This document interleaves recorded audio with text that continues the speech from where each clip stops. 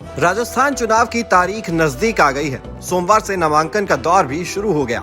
हालांकि अभी भी सीटों पर बीजेपी और कांग्रेस के उम्मीदवार फाइनल नहीं हुए हैं। जहां बीजेपी ने 2 लिस्ट में 124 उम्मीदवारों के नाम का ऐलान किया है, वहीं कांग्रेस ने अब तक 3 लिस्ट में सिर्फ 95 उम्मीदवारों की घोषणा की है। उम्मीदवार फाइनल होने में भले ही देरी हो रही हो, लेकिन चुनाव प्रचार अपने शबाब पर है। बीजेपी, कांग्रेस समेत तमाम दलों ने अपने दिग्गजों की फौज उतार दी है, लेकिन एक फैक्टर ने दोनों पार्टियों को परेशान कर दिया है और वो फैक्टर है बागी। अपने पिछले वीडियो में हमने आपको बीजेपी के बागियों की कहानी बताई थी। हमने 5 सीटों का विश्लेषण बताया था जहां बागी बीजेपी का खेल बिगाड़ सकते हैं। आज की वीडियो में हम आपको बताएंगे कि कैसे कांग्रेस भी बागियों को लेकर टेंशन में है और किन सीटों पर ये बागी कांग्रेस का गणित बिगाड़ सकते हैं। कांग्रेस के बागियों की लिस्ट में सबसे पहला नाम ज्योति खंडेलवाल का है। ज्योति खंडेलवाल पायलट गुट की नेता रही हैं।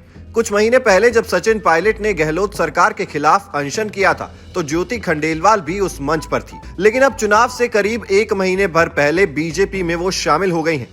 ज्योति किशनपोल विधानसभा सीट से टिकट की दावेदारी कर रही थी, लेकिन कांग्रेस ने मौजूदा विधायक अमीन कागजी को टिकट दे दिया।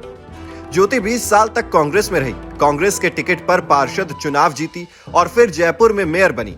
इससे पहले साल 2018 में भी ज्योति खंडेलवाल कांग्रेस से नाराज हुई थी।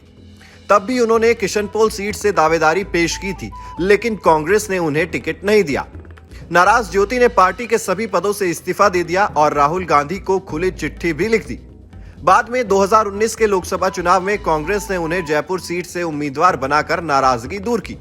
ज्योति बीजेपी के रामचरण बोहरा से करीब 4.5 लाख वोटों से चुनाव हार गई, लेकिन उन्हें करीब 5 लाख वोट मिले थे। अब अगर बीजेपी किशनपोल से ज्योति खंडेलवाल को मैदान में उतारती है, तो वो कांग्रेस का खेल बिगाड़ सकती है। सिर्फ किशनपोल ही नहीं, बल्कि हवा महल सीट पर भी ज्योति कांग्रेस की वोट में सेंधमारी कर सकती हैं। परकोटा की पार्षद और जयपुर की महापौर रहते हुए इस इलाके में उनकी अच्छी पकड़ रही है। 2 दशक की राजनीति के चलते उनका अपना वोट बैंक भी है। ऐसे में अगर बीजेपी उन्हें हवा महल से भी टिकट देती है, तो वो कांग्रेस के लिए परेशानी पैदा कर सकती है। कांग्रेस के बागियों की लिस्ट में दूसरा नाम है नंदलाल पूनिया का। नंदलाल पूनिया चूरू की सादुलपुर विधानसभा सीट से 2 बार विधायक रहे हैं। साल 2000 में निर्दलीय और फिर 2003 में कांग्रेस के टिकट पर। पिछली बार कांग्रेस ने उनका टिकट काटकर डॉक्टर कृष्णा पूनिया को चुनाव में उतारा था। पार्टी अपने फैसलों में सही साबित हुई और 2003 के बाद इस सीट पर फिर से वापसी की। नंदलाल पूनिया जानते थे कि पार्टी अपने सिटिंग एमएलए कृष्णा पूनिया को हटाकर उन्हें टिकट नहीं देगी, इसीलिए उन्होंने उम्मीदवार का ऐलान होने से पहले ही बीजेपी का दामन थाम लिया। नंदलाल पूनिया लंबे समय से इस इलाके में एक्टिव रहे हैं। ऐसे में अगर बीजेपी उन्हें यहां से उतारती है, तो कांग्रेस का गणित यहां बिगड़ सकता है। कांग्रेस से अलग होकर बीजेपी का दामन थामने वालों की लिस्ट में तीसरा नाम है डॉक्टर चंद्रशेखर बैद का। चंद्रशेखर भी ज्योति खंडेलवाल और नंदलाल पूनिया के साथ ही बीजेपी में शामिल हुए हैं। साल 2003 में चंद्रशेखर बैद कांग्रेस के टिकट पर चूरू जिले की तारानगर सीट से विधायक रह चुके हैं। इस सीट पर उनके प्रभाव को इसी से समझा जा सकता है कि उनके पिता और दिग्गज कांग्रेसी चंदनमल बैद यहां से 5 बार विधायक रहे थे। चंदनमल बैद लंबे समय तक राजस्थान सरकार में मंत्री भी रहे थे।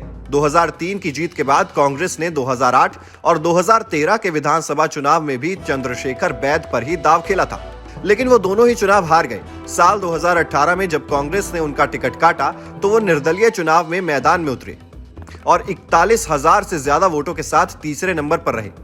जीतने वाले कांग्रेस कैंडिडेट को उनसे सिर्फ 15,000 ज्यादा वोट मिले थे, जबकि बीजेपी के रनर अप कैंडिडेट को 3,000 ज्यादा वोट मिले।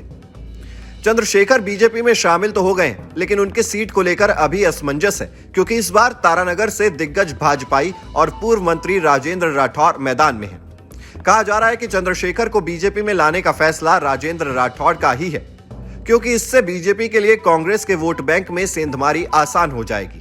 ये तो बागियों की बात हुई, लेकिन इन तीनों के साथ एक और ऐसा चेहरा बीजेपी में शामिल हुआ है जिससे कांग्रेस का खेल बिगड़ सकता है। इसमें एक नाम है युवा नेता रविंद्र सिंह भाटी का। बाड़मेर के रहने वाले भाटी जय नारायण व्यास विश्वविद्यालय के छात्र संघ अध्यक्ष रहे हैं। साल 2019 में भाटी रिकॉर्ड वोटों से जीतकर छात्र संघ अध्यक्ष बने थे। इस जीत की खास बात यह थी कि भाटी निर्दलीय चुनाव में थे। मीडिया रिपोर्ट्स के मुताबिक इस युवा नेता के बढ़ते प्रभाव को देखते हुए गजेंद्र सिंह शेखावत और सीपी जोशी लंबे समय से बीजेपी में शामिल कराने की कोशिश में थे। युवाओं में अच्छी पकड़ के साथ साथ भाटी मुसलमान वोट बैंक में भी सेंधमारी करने के काबिल है। माना जा रहा है कि बीजेपी में भाटी की एंट्री से पश्चिमी राजस्थान में बीजेपी को बड़ा फायदा होगा। रविंद्र सिंह भाटी बाड़मेर की शिव विधानसभा सीट से टिकट की दावेदारी ठोक रहे हैं। Team news nation digital.